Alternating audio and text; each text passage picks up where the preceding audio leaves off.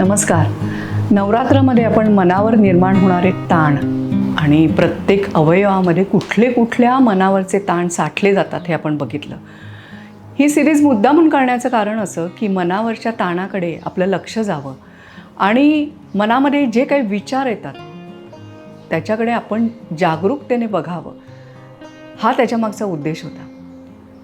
मनावरचा ताण जाणं म्हणजे दुसऱ्या अर्थाने असं की आपलं मन शांत असणं, स्थिर असणं. आणि आजच्या व्हिडिओचा हाच टॉपिक आहे, तेव्हा शेवटपर्यंत हा व्हिडिओ नक्की बघा.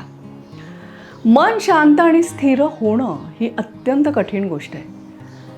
आपल्या बहिणाबाई सांगून गेल्या आहेत ना, मन वढाय वढाय उभ्या पिकातलं ढोर, किती हाकल हाकल फिरी येते पिकावर. म्हणजे मन इतकं चंचल आहे की तुम्ही त्याला कितीही वळण लावा, कितीही सांगा की अरे बाबा शांत हो, जरा स्थिर हो, पण त्याची ती वृत्तीच नाही आहे.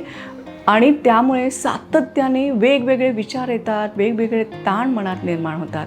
आणि मग ह्याच्यातनं जर आपल्याला बाहेर पडायचं असेल, ह्याच्यातनं जर आपल्याला मनाला वेगळी शिस्त लावायची असेल, तर आपलं मन शांत करणं ह्याच्यावरती कुठेतरी फोकस आपल्याला करायला पाहिजे. आणि दिवाळीच्या निमित्ताने तेच मेडिटेशन आम्ही घेऊन येतो आहे.